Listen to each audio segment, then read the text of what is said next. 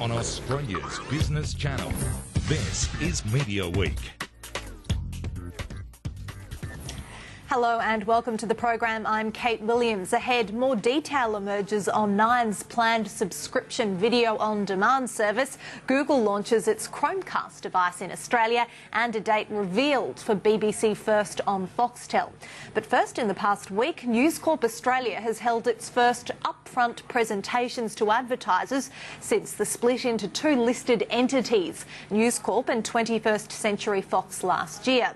CEO Robert Thompson and the Australian Chief Executive Julian Clark both keen to remind clients and agency executives about the power of print as publishers navigate the growth of digital audiences. Our co-host James Manning, editor and publisher of Media Week, is here to tell us more and to get the view of media agencies. We're also joined by Danny Bass, Chief Investment and Intelligence Officer at Group M Australia. Danny oversees a media spend of around a lot of money, $2 billion in Australia, in fact. Danny, thanks so much for joining us on the program. Really appreciate it. And James, of course. Hi. Danny, let's start with what we heard from News Corp, that presentation. Do you feel the company has left it too late to talk up those print assets? No, I don't think they've left it too late at all. I thought the presentation last week was very good. The content was fantastic. I think it's interesting because the upfront is usually the domain of the TV networks, so it was fantastic to see the print guys standing up there and talking at print, which is something they've not done for a long time.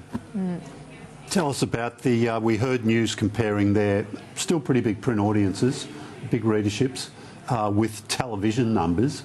Is that a right strategy, do you think? And could it even make some people question their TV spend?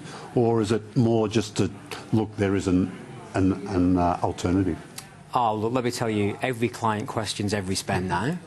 Every dollar that we invest is under the microscope, and we've got to go back to our clients and say, this is what we've invested your money in, and this is what you've got back for it. So it's a big responsibility on our part. I think it's a good strategy to make media buyers and clients think about print in a different way.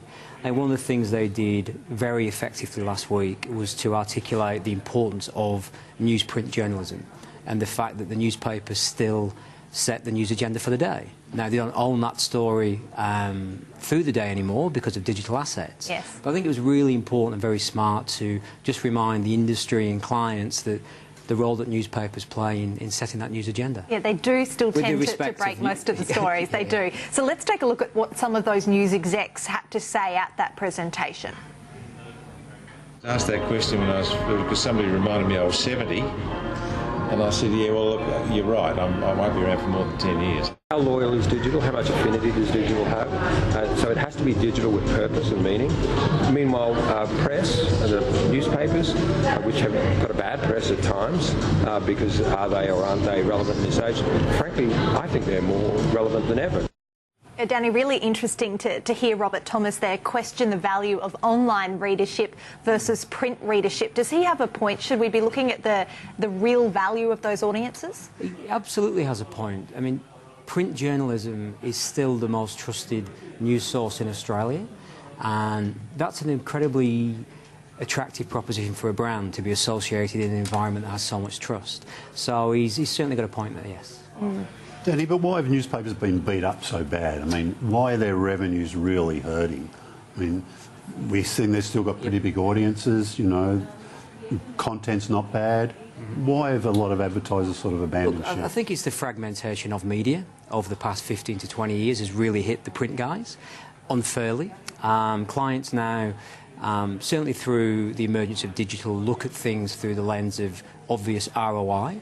And print maybe got caught out a little bit with that. So with a combination of the print assets and the digital assets, they're beginning to claw back some of those dollars that they've been missing for the past 10, 15 years. I was wondering, do you get in discussions with some of your clients and they might think, you know, has print got a bit of a negative connotation sometimes, and they question, gee, do you really want to put that much in newspapers? I mean, because you're obviously still quite, you know, still a bit of an advocate.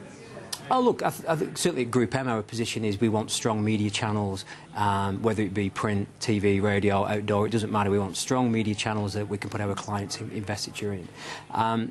Print have probably come out the hardest with the digital boom. So things like this, the new messaging, the importance of understanding their audience, give them a good shot at getting some of that money back. And do you think we'll see more of these kind of presentations now? Do you think it's done some favours for news? I think they have to. They've put a flag in the sand now and said this is the new news and this is how we're going to engage the market. It'll be interesting to see how Fairfax respond to that. They probably will. But I think you're going to see that from the radio guys, from the outdoor guys. It's not just going to be TV anymore. OK, something else we were keeping an eye on in the media space this week was SBS. It released some research that has the potential to impact the way that business approaches advertising. The report, called Who Do We Think We Are?, offers insights into the changing Australian identity and what it means to be Australian today. And SBS Managing Director Michael Abid says that it does have implications for advertisers. Think about it, we all connect with a service or a product or an ad or a news story when we can see ourselves reflected in that article or in that TV commercial, etc. And if we don't see ourselves reflected that way, I think there's a disconnect. And what this research is really saying to us is a lot of the media that we're seeing today, a lot of the commercials that we're seeing today may not be resonating as much as some of the marketers will think it is, because it's not speaking to all of Australia. And that's something that I think is some really good outtakes of this research that will be invaluable to a lot of people to actually tap into. Yeah, the real Australia versus the Australia portrayed in advertising. Danny, are you ever surprised by what we see on our screens, the conservative or traditional Australia that's portrayed as opposed to the general population? I'm not overly surprised. It's not a uniquely Australian thing.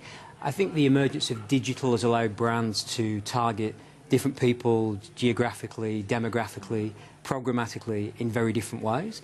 The way ads are put together for TV also influences the way those ads might run online. So what you may see is a similar thing within TV, but much more specific, much more targeted in the digital environment.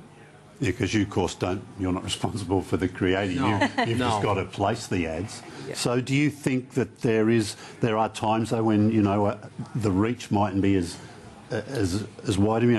If 1 in 4 Australians weren't born in this country, do they sometimes look at messages and think, gee, do they wonder perhaps, are they talking to me? Well, as a POM, it's difficult to talk about Australia. But I would say certainly the issue that clients face is there is a limited budget to creative.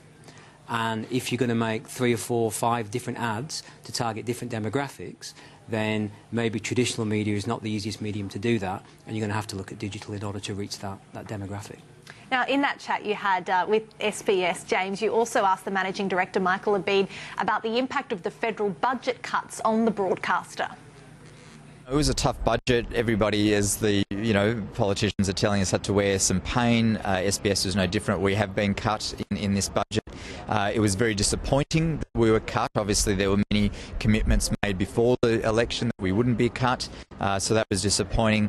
I'm more concerned about the language that was used in the federal budget about, it was a down payment, so, there's an indication that there might be further cuts coming, so I'm a little bit concerned about that, but we'll obviously continue to work with the government to talk about the important role that SBS plays.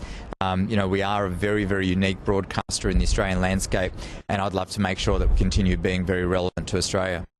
So cuts to SBS, but what about ad markets?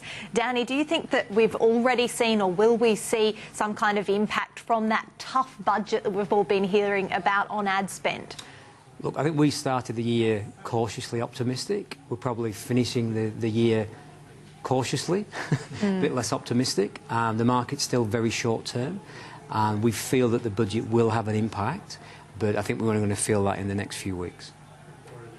Do you think it was perhaps we felt some of the pain before the budget because of all the talking up to it, or do you think we'll feel it now? I think it's going to come in the next few weeks, the next few months. I think we'll absolutely see, if you look at consumer confidence now, it's at the lowest it's been for a number of years. That will absolutely have an effect on what people are spending. Interesting. All right, and you're in the middle of negotiations now, so True. Is there a budget sort of hanging over that at all?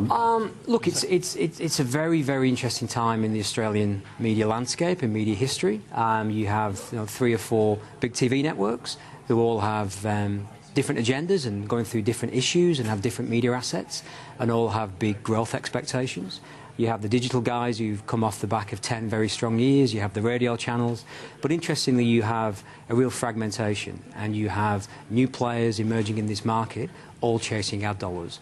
And a lot of these new players a few years ago were never classed as media owners. We have technology companies becoming media companies and media companies becoming technology companies. The pool of money is not growing, so the the expectation of all vendors to media agencies is very high right now. Do you think that pool of money will stay sort of flat though? Is that, is that what you're hearing from your I think clients? so. But I think also with the emergence of new players comes new opportunity to grow the pie as well. So we're very optimistic about the future. We think media's in rude health. But in terms of the impact of the budget, I think we might be tightening the belts a little bit over the coming months. It was a tough one. Danny, thank you so much for joining us. Really appreciate it. We've got Danny Bass there from Group M Australia. Coming up on Media Week, video on demand. Google brings Chromecast to Australia.